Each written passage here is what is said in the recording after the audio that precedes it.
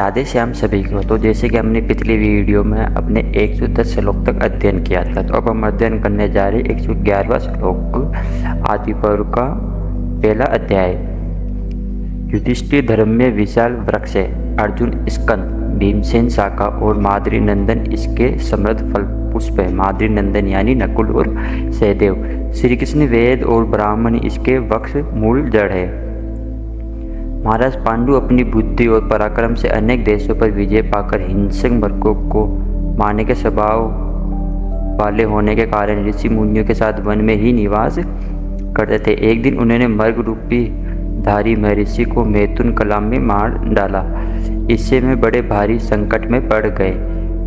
ऋषि ने यह श्राप दे दिया कि स्त्री सहवास करने पर तुम्हारी मृत्यु हो जाएगी। ये संकट होते ही युधिष्ठिर आदि पांडवों के जन्म से लेकर जात कर्म आदि तक सब संस्कार वन में ही हुए। वही उन्होंने शील एवं सदाचार की रक्षा का उपदेश हुआ।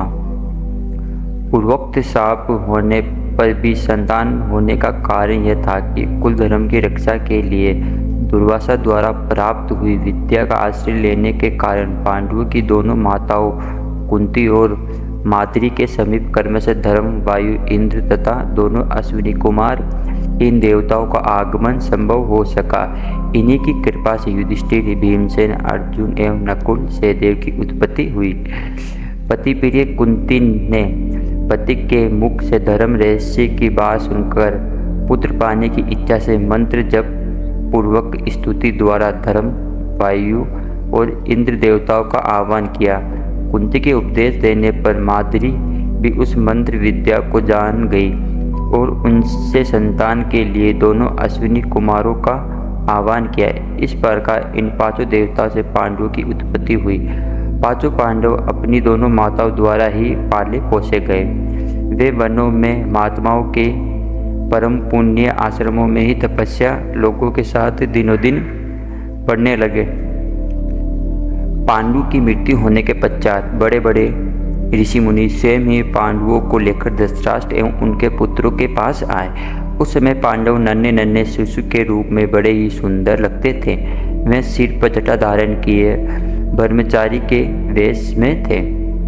ऋषियों ने वहां जाकर धृतराष्ट्र एवं उनके पुत्रों से कहा, ये तुम्हारे पुत्र, भाई, शिष्य और सूद है।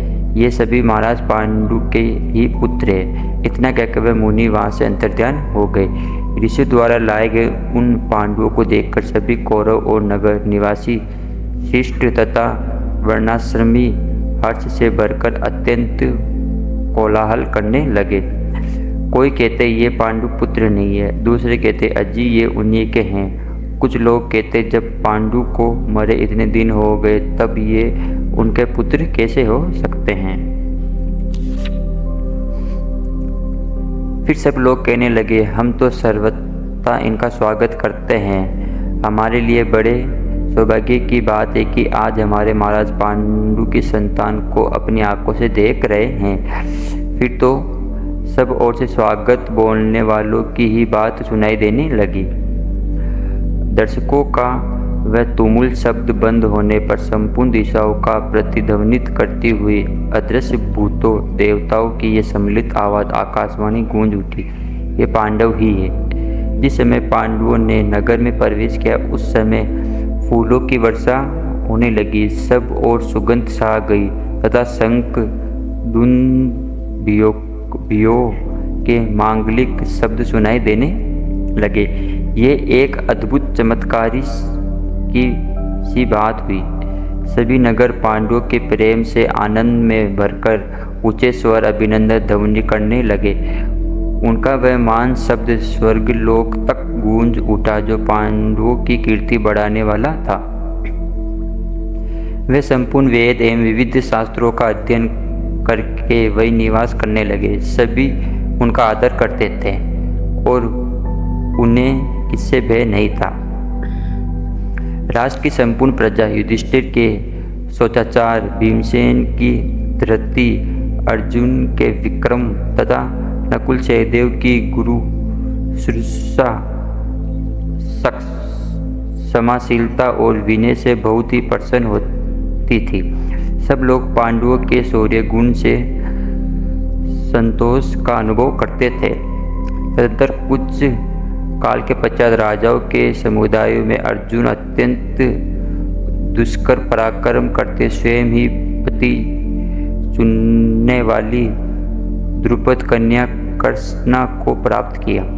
तभी से वे इस लोक में संपूर्ण धनुधारियों के पूजनीय आदरणीय हो गए और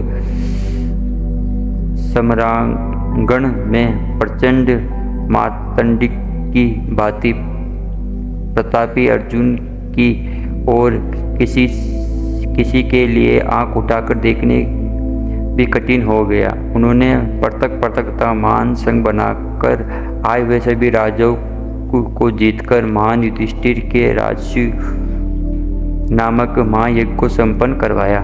भगवान श्री कृष्ण की सुंदर नीति और भीमसेन तथा अर्जुन की शक्ति से बल के घमंड में चूर रहने वाले जरासंध और चैदिराज शिशुपाल को मारकर धर्मराज युधिष्ठिर ने महान यज्ञ राजस्व का संपादन किया। वह यज्ञ सभी उत्तम गुणों से संपन्न था। उसमें प्रचुर अन्न और पर्याप्त दक्षिणा का वितरण किया गया था।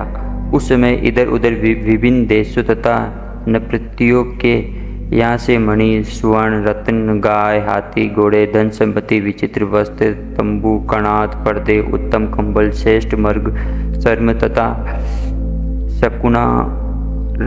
रकुनामक मर्ग के बालों से बने हुए कोमल बिछौने आदि जो उपहार की बहुमूल्य वस्तुएं आती है वे दुर्योधन के हाथ में दी जाती, उसी की देख रेख में रखी जाती। उस समय पांडवों की वह बड़ी चढ़ी समृद्धि संपत्ति देखकर दुर्योधन के मन में ईर्ष्याजनित महान रोष एवं दुख का उदय हुआ। उस अवसर पर मैदानव ने पांडवों को एक सभावन भेंट में दिया जिसकी रूपरेखा विमान के समान थी। वह भवन उसके शिल्प कौशल का एक अच्छा नमूना था। उसे देखकर दुर्योधन को अधिक संताप हुआ।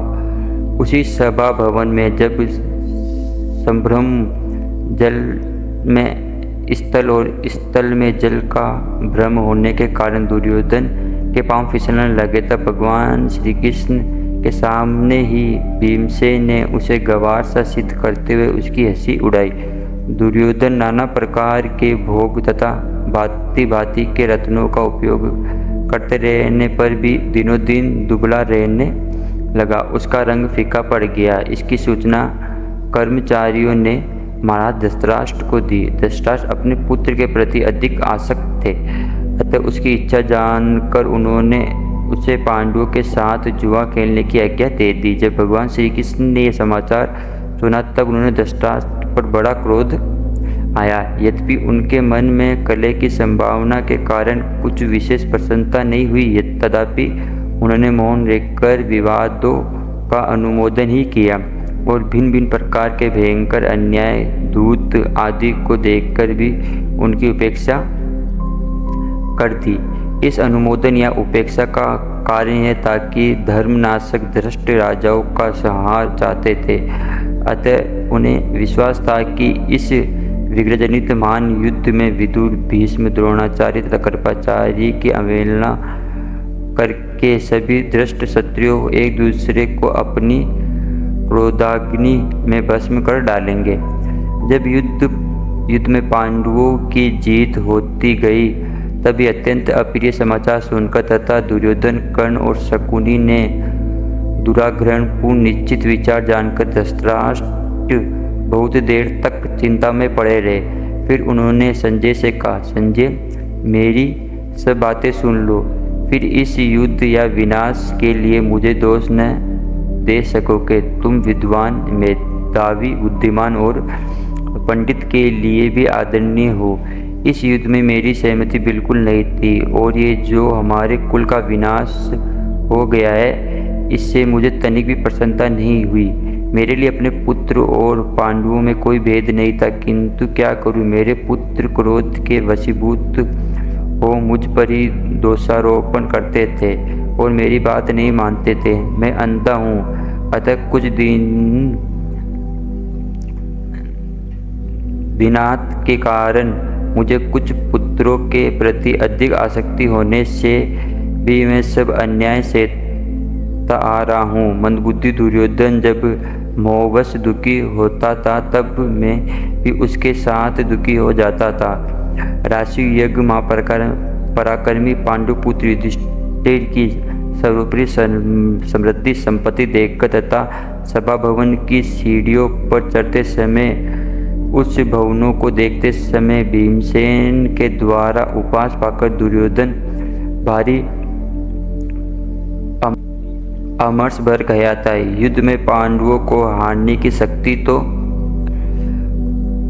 उसमें नहीं थी, अतः क्षत्रिय होते हुए भी युद्ध के लिए उत्साह नहीं दिख सका। परंतु पांडवों की उस उत्तम संपत्ति को हथियाने के लिए उसने गांधार राज शकुनी को साथ लेकर कपटपूर्ण द्यूत खेलने का ही निश्चय किया। संजय, इस प्रकार जुआ खेलने का निश्चय हो जाने पर उसके पहले और पीछे जो घटनाएं घटित हुई उन सब का विचार करते हुए मैंने समय समय पर विजय की आशा के विपरीत जो अनुभव किया है उसे कहता हूँ, सुनो। सूतनंदन, मेरे उन बुद्धिमत्तापूर्ण वचनों को सुनकर तुम ठीक ठीक समझ लोगे कि मैं कितना प्रज्ञाचक्षु हूँ। संजय, जब मैंने सुना कि अर्जुन ने धनुष पर बाण चढ़ाकर अद्भुत लक्ष्य भेद दिया और उसे धरती पर गिरा दिया, साथ ही सब राजाओं के सामने, जबकि मैं ठुकुर ठुकुर देखते ही रह गए, बलपूर्वक द्रौपदी को ले आया, तभी मैंने विजय की आशा छोड़ दी थी। संजय, जब मैंने सुना कि अर्जुन ने द्वारका में मधुवंश की राजकुमारी और श्री कृष्ण की बहन सुभद्रा को बलपूर्वक हरण लिया है और श्री कृष्ण एवं बलराम इस घटना का विरोध न कर दहेज लेकर इंद्रप्रस्थ में आए, तभी समझ लिया था कि मेरी विजय नहीं हो सकती। जब मैंने सुना कि खांडव दाह के समय देवराज इंद्र तो वर्षा करके आग बुझाना चाहते थे और अर्जुन ने उस समय अपने दिव्य बाणों से रोक दिया तथा अग्निदेव को तृप्त किया। संजय, तभी मैंने समझ लिया कि अब मेरी विजय नहीं हो सकती। जब मैंने सुना कि लाक्षा भवन से अपनी माता सहित 5 पांडव बच गए और स्वयं विदुर उनकी सर्वत्र सिद्धि के प्रयत्न में तत्पर है, संजय, तभी मैंने विजय की आशा छोड़ दी थी। जब मैंने सुना कि रंगभूमि में लक्ष्य भेद करके अर्जुन ने द्रौपदी प्राप्त कर लिए और पांचाल वीर तथा पांडव वीर परस्पर संबंध हो गए, संजय, उसी समय मैंने विजय की आशा छोड़ दी थी। जब मैंने सुना कि मगधराज शिरोमणि क्षत्रिय जाति के जाजल्यमान रत्न जरासंध को भीमसेन ने उसकी राजधानी में जाकर बिना अस्त्र शस्त्र के हाथों से ही चीर दिया, संजय, मेरी जीत की आशा तो तभी टूट गई। जब मैंने सुना कि दिग्विजय के समय पांडवों ने बलपूर्वक बड़े बड़े भूमिपतियों को अपने अधीन कर लिया, महायज्ञ राशियों संपन्न कर दिया, संजय, तभी मैंने समझ लिया कि मेरी विजय की कोई आशा नहीं है। संजय, जब मैंने सुना कि दुखिता द्रौपदी राजसवल्य अवस्था में आंखों में आंसू भरे केवल एक वस्त्र पहने ही पतियों के रहते हुए भी अनाथ के समान भारी सभा में घसीट कर लाई गई, तभी मैंने समझ लिया था कि अब मेरी विजय नहीं हो सकती। जब मैंने सुना कि ध्रुव एवं मंदबुद्धि दुशासन ने द्रौपदी का वस्त्र खींचा और वहाँ वस्त्रों का इतना ढेर लग गया कि वह उसका पार न पा सका, संजय, तभी मुझे विजय की आशा नहीं रही। संजय, जब मैंने सुना कि धर्मराज युधिष्ठिर को जुओं में शकुनी ने हरा दिया और उनका राज्य छीन लिया, फिर भी उनके अतुल बलशाली और धीर गंभीर भाइयों ने युधिष्ठिर का अनुगमन ही किया, तभी मैंने विजय की आशा छोड़ दी थी। जब मैंने सुना कि वन में जाते समय धर्मात्मा पांडव धर्मराज युधिष्ठिर के प्रेमवंश दुख पा रहे थे और अपने हृदय का भाव प्रकाशित करने के लिए विविध प्रकार की चेष्टाएं कर रहे थे संजय, तभी मेरी विजय की आशा नष्ट हो गई थी। जब मैंने सुना कि हजारों स्नातक वनवासी युधिष्ठिर के साथ रह रहे हैं और वे तथा दूसरे महात्मा एवं ब्राह्मण उनसे भिक्षा प्राप्त करते हैं संजय, तभी मैंने विजय के संबंध में निराश हो गया था संजय। जब मैंने सुना कि किरात वेशधारी देवदेव त्रिलोचन महादेव को युद्ध में संतुष्ट करके अर्जुन ने पशुपात नामक महान अस्त्र प्राप्त कर लिया, तभी मेरी आशा निराशा में परिणत हो गई। जब मैंने सुना कि वनवास में भी कुंती पुत्रों के पास पुरातन महर्षि गण पधारते और उनसे मिलते हैं, उनके साथ उठते बैठते और निवास करते हैं तथा सेवक संबंधियों सहित पांडवों के प्रति उनका मैत्री भाव हो गया संजय, तभी से मुझे अपने पक्ष की विजय का विश्वास नहीं रह गया। जब मैंने सुना कि सत्यसंध धनंजय अर्जुन स्वर्ग में गए हुए हैं और वह साक्षात इंद्र से दिव्य अस्त्र शस्त्र की विद्या पूर्वक शिक्षा प्राप्त कर रहे हैं और वहाँ उनके पौरुष एवं ब्रह्मचार्य आदि की प्रशंसा हो रही है संजय, तभी से मेरे युद्ध में विजय की आशा जाती रही। जब से मैंने सुना कि वरदान के प्रभाव से घमंड के नशे में चूर कालके तथा पोलोम नामक असुरों को, जिन्हें बड़े बड़े देवता भी नहीं जीत सकते थे, अर्जुन ने बात ही बात में पराजित कर दिया, तभी से संजय मैंने विजय की आशा कभी नहीं की।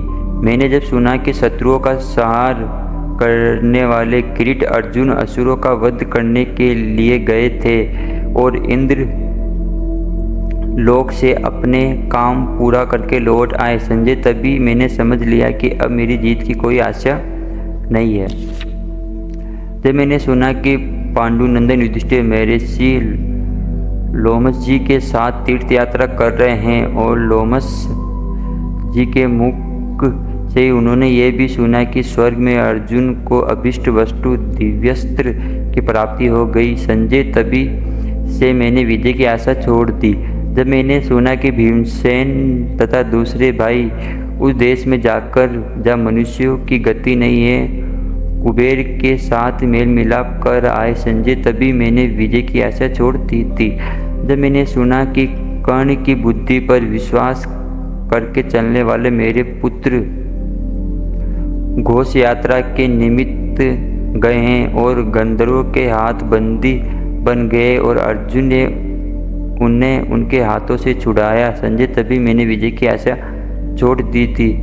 सूत संजय, जब मैंने सुना कि धर्मराज यक्ष का रूप धारण की युधिष्ठिर से मिलने आए और युधिष्ठिर ने उनके द्वारा किए गए गूढ़ प्रश्नों का ठीक ठीक समाधान कर दिया, तभी विजय के संबंध में मेरी आशा टूट गई थी संजय। विराट की राजधानी में गुप्त रूप से द्रौपदी के साथ पांचों पांडव निवास कर रहे थे, परंतु मेरे पुत्र और उनके सहायक इस बात का पता नहीं लगा सके। जब मैंने ये बात सुनी मुझे निश्चय हो गया कि मेरी विजय संभव नहीं है संजय। जब मैंने सुना कि भीमसेन ने द्रौपदी के प्रति किए हुए अपराध का बदला लेने के लिए कीचक को सर्वश्रेष्ठ वीर को उसके 100 भाइयों सहित युद्ध में मार डाला था, तभी से मुझे विजय की आशा बिल्कुल नहीं रह गई थी संजय। जब मैंने सुना कि विराट की राजधानी में रहते समय महात्मा धनंजय एकमात्र रथ सहायता से हमारे सभी श्रेष्ठ महारथियों को, जो गो हरण के लिए संपूर्ण तैयारी के साथ वहां गए थे, मार भगाया, तभी से मुझे विजय की आशा नहीं रही थी। जिस दिन मैंने ये सुना कि मत्स्य राज विराट ने अपनी प्रिय एवं सुमति पुत्री उत्तरा को अर्जुन के हाथ अर्पित कर दिया, परंतु अर्जुन ने अपने लिए नहीं अपने पुत्र के लिए उसे स्वीकार किया, उसी दिन से मैंने विजय की आशा नहीं की संजय। युधिष्ठिर जुए में पराजित है, निर्धन है, घर से निकले हुए हैं और अपने सगे संबंधियों से बिछड़े हुए हैं। फिर भी जब मैंने सुना कि उसके पास 7 दक्षिणी सेना का एकत्र हो चुकी है, तभी विजय के लिए मेरे मन में जो आशा थी उस पर पानी फिर गया। वामनावतार के समय ये संपूर्ण पृथ्वी जिनके एक डग में ही आ गई बताई जाती है, वे लक्ष्मीपति भगवान श्री कृष्ण पूरे हृदय से पांडवों की कार्य सिद्धि के लिए तत्पर है। जब मैंने ये बात सुनी संजय, तभी से मुझे विजय की आशा नहीं रही। जब देवर्षि नारद के मुख से मैंने ये बात सुनी कि श्री कृष्ण और अर्जुन साक्षात नर और नारायण है और इन्हें मैंने ब्रह्मलोक में भलीभांति देखा, तभी से मैंने विजय की आशा छोड़ दी।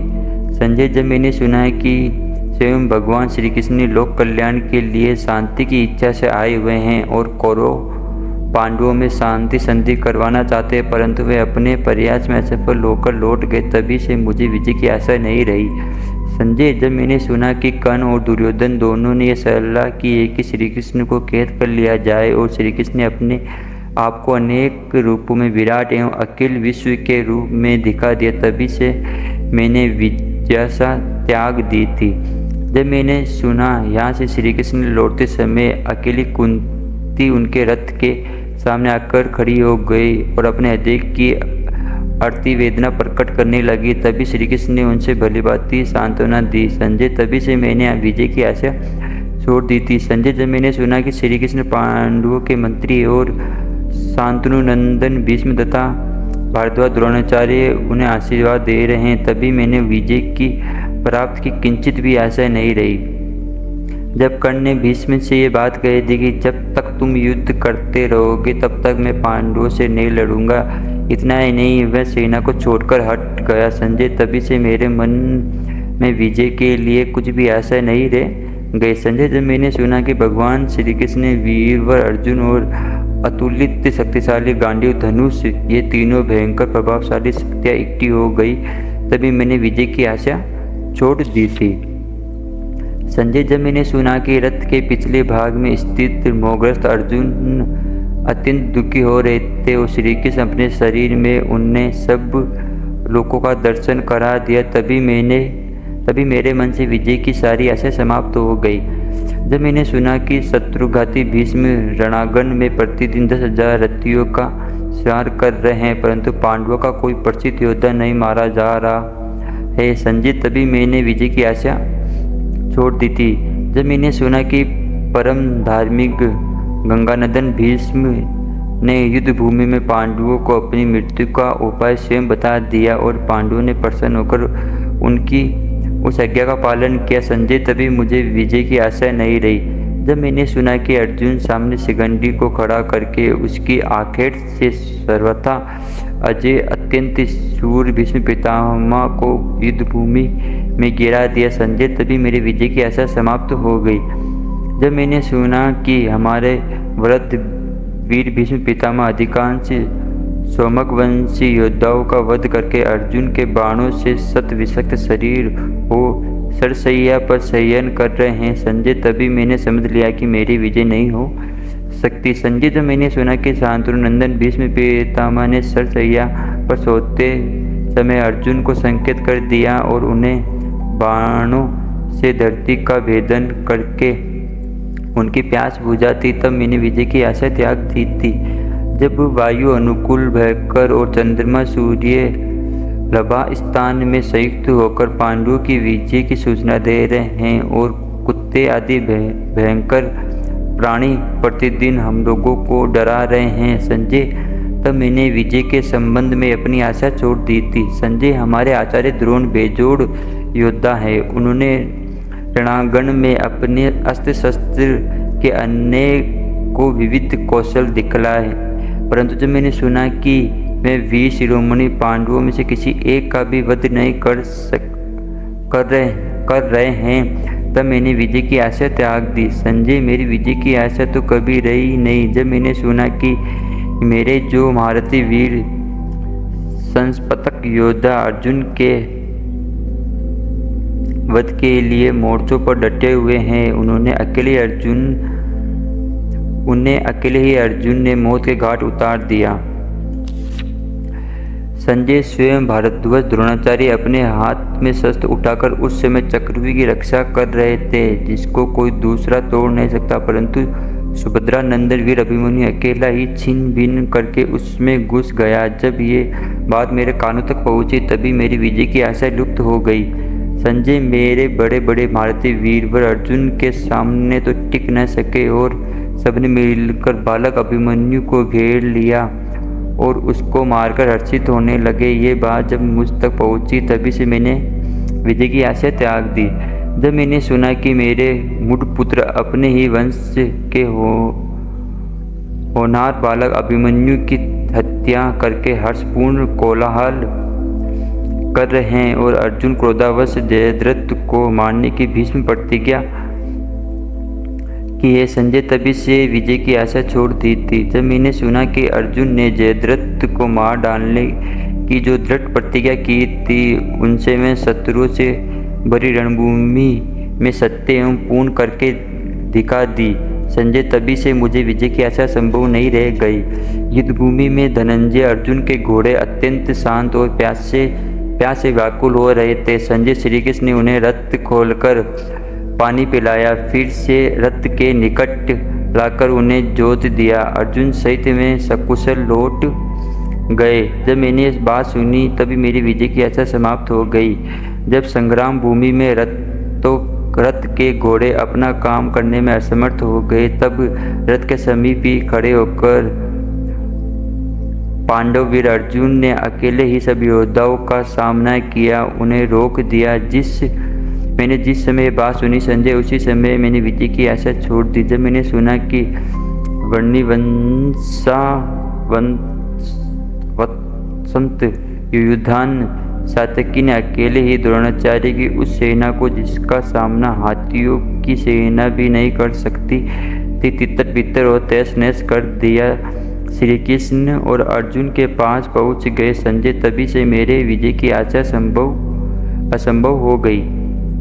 संजय जब मैंने सुना कि वीर भीमसेन कर्ण के पंजे में फंस गए परंतु कर्ण ने तिरस्कार पूर्वक झिड़कर और धनुष की नोक चुबाकर ही छोड़ दिया तथा भीमसेन मृत्यु के मुख से बच निकले, संजय तभी मेरी विजय की आशा पर पानी फिर गया। जब मैंने सुना कि द्रोणाचार्य, कृतवर्मा, कृपाचार्य, कर्ण और अश्वत्थामा तथा वीर शल्य ने भी सिंधुराज जयद्रथ का वध से लिया, प्रतिकार नहीं किया, संजय तभी मैंने विजय की आशा छोड़ दी थी। संजय देवराज इंद्र कर्ण को कवच के बदले एक दिव्य शक्ति दे रखी थी और उसने उसे अर्जुन पर प्रयुक्त करने के लिए रख छोड़ा था, परंतु मायापति श्री कृष्ण ने भयंकर राक्षस घटोत्कच पर छुड़वाकर उससे भी वंचित करवा दिया। जिस समय ये बात मैंने सुनी उस समय मेरी विजय की आशा टूट गई। जब मैंने सुना कि कर्ण और घटोत्कच के युद्ध में कर्ण ने वह शक्ति घटोत्कच पर चला दी जिससे रणांगण में अर्जुन का वध किया जा सकता था, संजय तब मैंने विजय की आशा छोड़ दी थी। संजय जब मैंने सुना कि आचार्य द्रोण की पुत्री मृत्यु के शोक से शास्त्र आदि छोड़कर आमरण अनशन करने के निश्चय से अकेले रथ के पास बैठे थे और धृष्टद्युम्न धर्मयुद्ध की मर्यादा का उल्लंघन करके उन्हें मार डाला, तभी मैंने विजय की आशा छोड़ दी थी। जब मैंने सुना कि अश्वत्थामा जैसे वीर के साथ बड़े बड़े वीरों के समान ही माद्रीनंदन नकुल अकेले ही अच्छी तरह युद्ध कर रहे हैं, संजय तब मुझे जीत की आशा नहीं रही। जब द्रोणाचार्य की हत्या के अनंतर अश्वत्थामा ने दिव्य नारायण शस्त्र का प्रयोग किया परंतु उसे मैं पांडवों का अंत नहीं कर सका, संजय तभी मेरी विजय की आशा समाप्त हो गई थी। जब मैंने सुना कि रणभूमि में भीमसेन ने अपने भाई दुशासन का रक्तपान किया परंतु वहाँ उपस्थित सत्पुरुषों में किसी एक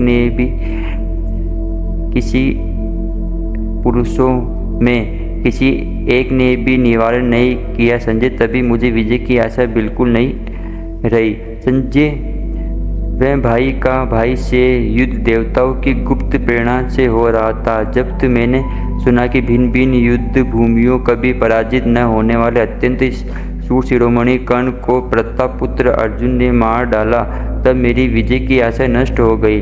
जब मैंने सुना कि धर्मराज युधिष्ठिर, द्रोणपुत्र अश्वत्थामा, शूरवीर दुशासन एवं उग्र योद्धा कृतवर्मा को भी युद्ध में जीत रहे हैं संजय, तभी से मुझे विजय की आशा नहीं रही। संजय, जब मैंने सुना कि रणभूमि में धर्मराज युधिष्ठिर ने शूर शिरोमणि मद्राज शल्य को मार डाला, जो सर्वदा युद्ध में घोड़े हाँकने के संबंध में श्री कृष्ण की होड़ करने पर उतारू रहता था, तभी से मैंने विजय की आशा नहीं करता था। जब मैंने सुना कि कलहकारी द्यूत के मूल कारण केवल छल कपट के बल से बलि पापी शकुनी को पांडु नंदन सहदेव ने रणभूमि में यमराज के हवाले कर दिया संजय, तभी मेरी विजय की आशा समाप्त हो गई। जब मैंने ये सुना कि जब दुर्योधन का रथ छिन्न भिन्न हो गया, शक्ति क्षीण हो गई, वह थक गया, तब सरोवर पर जाकर वहाँ का जल स्तंभित करके उसमें अकेला ही सो गया संजय। जब मैंने संवाद सुना, मेरी विजय की आशा भी चली गई। जब मैंने सुना कि सरोवर के तट पर श्री कृष्ण के साथ पांडव जाकर खड़े हैं और मेरे पुत्र का ऐसा दुर्वचन कहकर नीचा दिखा रहे हैं, तभी संजय मैंने विजय की आशा छोड़ दी। संजय, जब मैंने सुना कि गदायुध मेरा पुत्र बड़ी निपुणता से पैतरे बदलकर रणकौशल प्रकट कर रहा है और श्री कृष्ण सलाह से भीमसेन ने गदा युद्ध की मर्यादाओं के विपरीत जांग में गदा का प्रहार करके उसे मार डाला, तब तो संजय मेरे मन में विजय की आशा ही नहीं रह गई। संजय, जब मैंने सुना कि अश्वत्थामा आदि दुष्टों ने सोते हुए पांचाल नरपति और द्रौपदी के होनार पुत्रों को मारकर अत्यंत विभत्स और वंश के यश को कलंकित करने वाला काम किया है, तब तो मुझे विजय की आशा रही नहीं। संजय, जब मैंने सुना कि भीमसेन के पीछा करने पर अश्वत्थामा ने क्रोधापूर्वक शिकंक बाण ब्रह्मास्त्र का प्रयोग कर दिया, जिससे कि पांडवों का गर्भस्थ वंशधर भी नष्ट हो जाए, तभी मेरे मन में विजय की आशा नहीं रही। जब मैंने सुना कि अश्वत्थामा के द्वारा प्रयुक्त ब्रह्मशीर अस्त्र को अर्जुन ने स्वस्तित कहकर अपने अस्त्र शांत कर दिया और अश्वत्थामा को अपना मणिरत्न भी देना पड़ा संजय, उस समय मुझे जीत की आशा नहीं रही। जब मैंने सुना कि अश्वत्थामा अपने मान शस्त्रों का प्रयोग करके उत्तरा का गर्भ गिराने की चेष्टा कर रहा है तथा श्री कृष्ण देवोपायन व्यास और स्वयं भगवान श्री कृष्ण ने परस्पर विचार करके उसे शापों से अभिषिक्त कर दिया, तभी मेरी विजय की आशा सदा के लिए समाप्त हो गई। इस समय गांधारी की दशा सोचनी हो गई, क्योंकि उसके पुत्र पौत्र पिता भाई बंधुओं में से कोई भी नहीं रहा। पांडवों ने दुष्कर कार्य कर डाला, उन्होंने फिर से अपना अकंटक राज्य प्राप्त कर लिया। हाय हाय, कितने कष्ट की बात है। मैंने सुना कि इस भयंकर युद्ध में केवल 10 व्यक्ति बचे। मेरे पक्ष के 3 कृपाचार्य अश्वत्थामा और कृतवर्मा तथा पांडव पक्ष के 7 श्री कृष्ण, सात्यकी और 5 पांडव। क्षत्रियों के इस भीष्म संग्राम में 18 अक्षौहिणी सेना नष्ट हो गई। सारते, ये सब सुनकर मेरी आंखों के समान घना अंधकार छाया हुआ है। मेरे हृदय में मोह का आवेश सा होता जा रहा है। मैं चेतना शून्य हो रहा हूँ, मेरा मन वियल सा हो रहा है। धृतराष्ट्र ऐसा कहकर बहुत विलाप किया और अत्यंत दुखों के कारण में मूर्छित हो गए। फिर होश में आकर कहने लगे। धृतराष्ट्र ने कहा, संजय, युद्ध का ये परिणाम निकलने पर अब मैं अविलंब अपने प्राण छोड़ना चाहता हूँ। अब जीवन धारण करने का कुछ भी फल मुझे दिखलाई नहीं देता। उग्र शरवाजी कहते हैं, जब धृतराष्ट्र दीनतापूर्वक विलाप करते हुए ऐसा कह रहे हैं और नाग के समान लंबी सांस ले रहे हैं तथा बार बार मूर्छित होते जा रहे, तब बुद्धिमान संजय ये सारक प्रत्युत प्रवचन किया। संजय ने कहा, महाराज, अपने परम ज्ञानी देवऋषि नारद एवं महर्षि व्यास के मुख से मान उत्साह से युक्त एवं पराक्रमी नरपतियों का चरित्र श्रवण किया। आपने ऐसे ऐसे राजाओं के चरित्र सुने जो सर्व सद्गुण संपन्न मान राजवंशों में उत्पन्न दिव्य अस्त्र शस्त्रों के पारदर्शी और देवराज इंद्र के समान प्रभावशाली थे, जिन्होंने धर्म युद्ध से पृथ्वी पर विजय प्राप्त की, बड़ी बड़ी दक्षिणा वाले यज्ञ किए, इस लोक में उज्जवल यश प्राप्त किया और फिर काल में समा गए। इनमें से मारुति सभ्य विजयी वीरों में श्रेष्ठ संजय, सुहोत्र, रंतिदेव, काशीवान, ओशीज, भ्रामकी, दमन, चैत्र, चेग, सयाति, अपराजित नल, शत्रुघाती विश्वामित्र, महाबली, अम्बरीश, मरुत, मनु, इक्ष्वाकु, गय, भरत, दशरथ नंदन श्री राम, शशबिंदु, भागीरथ, माँ भाग्यशाली, कृतवीर्य, जन्मजय और मैं शुभकर्मा ययाति, जिनका यज्ञ देवताओं ने स्वयं करवाया था, जिन्होंने अपनी राष्ट्रभूमि को यज्ञों की खान बना दिया था और सारी पृथ्वी यज्ञ संबंधी यूपों खंभों में अंकित कर दी थी। इस 24 राजाओं का वर्णन पूर्व काल में देवऋषि नारद पुत्र शोक से अत्यंत संताप महाराज सरस्वती का दुख दूर करने के लिए किया था। महाराज, पिछले युग में इन राजाओं के अतिरिक्त दूसरे और बहुत से मारुति, महात्मा, शौर्य, वीर्य और आदि गुणों से संपन्न परम पराक्रमी राजा हो गए, जैसे पुरु, कुरु, यदु, सूर, मा तेजस्वी, विषभग्रस्त, अणु, युवनाशु, ककुस्त, पराक्रमी रघु, विजय, वितिहोत्र, अंग, भव, श्वेत, भृगु, असिनर, शतरथ, कंक, दुलिद्रु, द्रुम, दंभोदु, पर, वेन, सगर, सकृति, निमि, अजय, परशु, पुंडरु, शंभु, निष्पाप, देवाव्रत, देवाहाय, सुप्रीतम, सुप्रीतक, भद्रत, मान,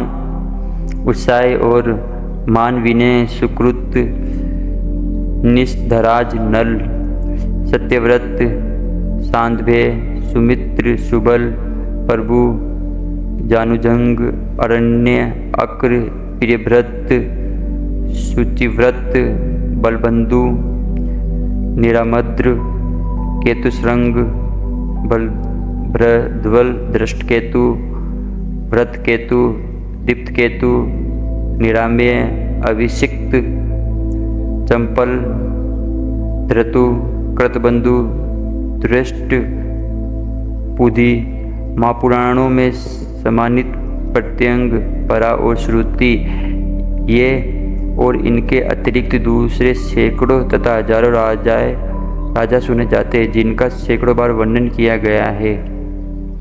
इनके सिवा दूसरे भी, जिनकी संख्या पदों में कही गई है, बड़े बुद्धिमान और शक्तिशाली है महाराज, किंतु अपने विलुप भोग वैभव को छोड़कर वैसे ही मर गए जैसे आपके पुत्रों की मृत्यु हुई, जिनके दिव्य कर्म, पराक्रम, त्याग, महात्म्य, आस्तिकता, सत्य, पवित्रता, दया और सरलता आदि सद्गुणों का वर्णन बड़े बड़े विद्वान इन श्रेष्ठतम कवि प्राचीन ग्रंथ में तथा लोक में भी करते रहते हैं। वे समस्त संपत्ति और सद्गुणों से संपन्न महापुरुष भी मृत्यु को प्राप्त हो गए। आपके पुत्र दुर्योधन आदि तो दुर्मात्मा, क्रोधों से जले भुने, लोभी, अत्यंत दुराचारी थे। उनकी मृत्यु पर आपको शोक नहीं करना चाहिए। अपने गुरुजनों से सत्य शास्त्रों का श्रवण किया है आपने। आपकी धारण शक्ति तीव्र हो, आप बुद्धिमान हैं, आप ज्ञानवान पुरुष, आपका आदर करते हैं। भरत वंश शिरोमणि, जिनकी बुद्धि शास्त्र अनुसार सोचती है, वे कभी शोक मोह से मोहित नहीं होते। महाराज, अपने पांडवों के साथ निर्दयता और अपने पुत्रों के प्रति पक्षपात का जो बर्ताव किया है, वह आपको विदित ही है। इसलिए अब पुत्रों के जीवन के लिए आपको अत्यंत व्याकुल नहीं होना चाहिए। होनार ही ऐसी थी कि इसके लिए आपको शोक नहीं करना चाहिए। भला इसमें सृष्टि ऐसा कौन सा पुरुष है जो अपनी बुद्धि की विशेषताओं से होनार मिट सके। अपने कर्मों का फल अवश्य ही भोगना पड़ता है, ये विधि का विधान है, इसको कोई टाल नहीं सकता। जन्म मृत्यु सुख दुख सबका मूल कारण काल ही है। काल ही प्राणियों की सृष्टि करता है और काल ही समस्त प्रजा का संहार करता है। फिर प्रजा का संहार करने वाले उस काल को महाकाल स्वरूप परमात्मा ही शांत करता है। संपूर्ण लोकों में ये काल ही शुभ अशुभ सब पदार्थों का करता है। काल ही संपूर्ण प्रजा का संहार करता है और वही पुनः सबकी सृष्टि करता है। जब सुपोषित अवस्था में सब इंद्रिय और मनोवृत्तियाँ लीन हो जाती है तब भी ये काल जगता रहता है। काल की गति का कोई उल्लंघन नहीं कर सकता। मैं संपूर्ण प्राणियों समान स्वरूप से बेरोक टोक अपनी क्रिया करता रहता है। इस सृष्टि में जितने पदार्थ हो चुके भविष्य में होंगे, इस समय वर्तमान में हैं, वे सब काल की रचना है। ऐसा समझकर अपने विवेक का परित्याग नहीं करना चाहिए। उग्र श्रवाजी कहते हैं, सूतवंशी संजय ये सब कहकर पुत्र शोक से व्याकुल नरपति धृतराष्ट्र को समझाया बुझाया और उन्हें स्वस्थ किया। इस इतिहास के आधार पर श्री कृष्ण देव पायन ने इस परम पुण्यमय उपनिषद रूप महाभारत शोकातुर प्राणियों का शोक नाश करने के लिए निरूपण किया। विध्वंस लोक में श्रेष्ठतम कवि पुराणों में सदा से इसका वर्णन करते आए हैं। महाभारत का अध्ययन अंतःकरण को शुद्ध करने वाला है। जो कोई श्रद्धा के साथ इसके किसी एक श्लोक के एक पद का भी अध्ययन करता है उसके सब पाप संपूर्ण रूप से मिट जाते हैं। इस ग्रंथ रत्न में शुभ कर्म करने वाले देवता, देवऋषि, निर्मल ब्रह्म ऋषि, यक्ष और मागणों का वर्णन किया गया। इस ग्रंथ के मुख्य विषय में स्वयं सनातन धर्म स्वरूप वासुदेव भगवान श्री कृष्ण, उन्हीं का इसमें स्वीकृतन किया गया है। वे ही सत्य, ऋतु, पवित्र एवं पुण्य है। वे ही शाश्वत परम ब्रह्मा और वे अविनाशी सनातन ज्योति है। मनीषी पुरुष उन्हीं की दिव्य लीलाओं का संकीर्तन किया करते हैं। उन्हीं से असत सत्य सत सत्य उभय रूपी संपूर्ण विश्व उत्पन्न होता है। उन्हीं से संतति, प्रजा, प्रवृत्ति, कर्तव्य, कर्म, जन्म, मृत्यु और पुनर्जन्म होते हैं। इस महाभारत जीवात्मा का स्वरूप भी बतलाया गया है, जो सत्व, रज, तम इन तीनों गुणों के कार्य रूप 5 महाभूत है उनका, तथा जो अव्यक्त प्रकृति आदि के मूल कारण परब्रह्म परमात्मा है उनका भी भली भांति निरूपण किया गया है। ध्यान योग की शक्ति से संपूर्ण जीवन मुक्त यतिवर दर्पण में प्रतिबिंब के समान अपने हृदय में अव्यवस्थित उन्हीं परमात्मा का अनुभव करते हैं। जो धर्म परायण पुरुष श्रद्धा के साथ सर्वदा सावधान रहकर प्रतिदिन इस अध्याय का सेवन करता है, वह पाप तप से मुक्त हो जाता है। जो आस्तिक पुरुष महाभारत के इस अनुक्रमणिक अध्यायों का आदि से अनंत तक प्रतिपादन श्रवण करता है, वह संकट काल में भी दुख से अभिभूत नहीं होता। जो इस अनुक्रमणिका अध्याय का कुछ अंश भी प्रातः साय अवस्था मध्य में जपता है, वह दिन अथवा रात्रि के समय संचित संपूर्ण पाप राशि से तत्काल मुक्त हो जाता है। यह अध्याय महाभारत का मूल शरीर है, अतः सत्यम अमृत है। जैसे दही में नवनीत मनुष्यों में ब्राह्मण, दही में नवनीत ब्राह्मण, मनुष्यों में नवनीत वेदों में उपनिषद, औषधियों में अमृत, सरोवर में समुद्र और चौपाइयों में गाय सबसे श्रेष्ठ है, वैसे ही उन्हीं के समान इतिहास में ये महाभारत भी है। जो श्रद्धा में भोजन करने वाले ब्राह्मणों को अंत में इस अध्याय का 1/4 भाग अथवा श्लोक एक चरण भी सुनाता है। उसके पितरों को अक्षय अन्न की प्राप्ति होती है। इतिहास और पुराणों की सहायता से ही वेदों के अर्थ का विस्तार एवं समर्थन करना चाहिए। जो इतिहास एवं पुराणों से अनभिज्ञ है उससे वेद डरते रहते हैं कि कहीं ये मुझ पर प्रहार न करते। जो विद्वान श्री कृष्ण देवपायन द्वारा कहे हुए इस वेद का दूसरों को श्रवण कराते हैं उन्हें मनोवांछित अर्थ की प्राप्ति होती है और इससे गुण हत्या आदि के पापों का भी नाश हो जाता है। इसमें संदेह नहीं है कि जो पवित्र होकर प्रत्येक पर्व इस अध्याय का पाठ करता है उसे संपूर्ण महाभारत के अध्ययन का फल मिलता है। ऐसा मेरा निश्चय। जो पुरुष श्रद्धा के साथ प्रतिदिन इस महर्षि व्यास प्रणीत ग्रंथ रत्न का श्रवण करता है उसे दीर्घायु कीर्ति स्वर्ग की प्राप्ति होती है। प्राचीन काल में सब देवताओं ने इकट्ठे होकर तराजू के एक पलड़े पर चारों वेदों और दूसरे पर महाभारत को रखा, परंतु जब ये रहस्य सहित चारों वेदों की अपेक्षा अधिक भारी निकला तभी से संसार में यह महाभारत के नाम से जानने लगा।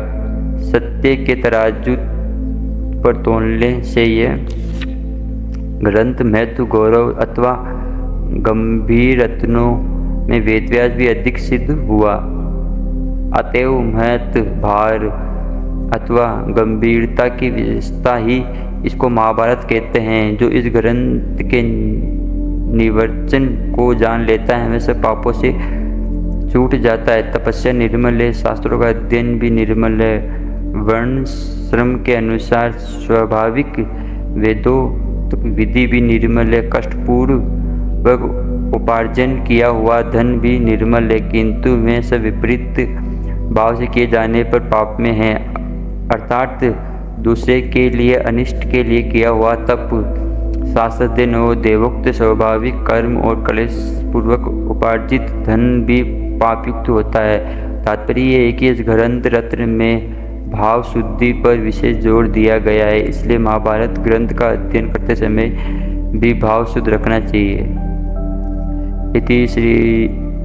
इस प्रकार श्री महाभारत आदि पर्व के अंतर्गत अनुकार्मिक पर्व में पहला अध्याय पूरा हुआ। राधा वल्लभ श्री हरिवंश।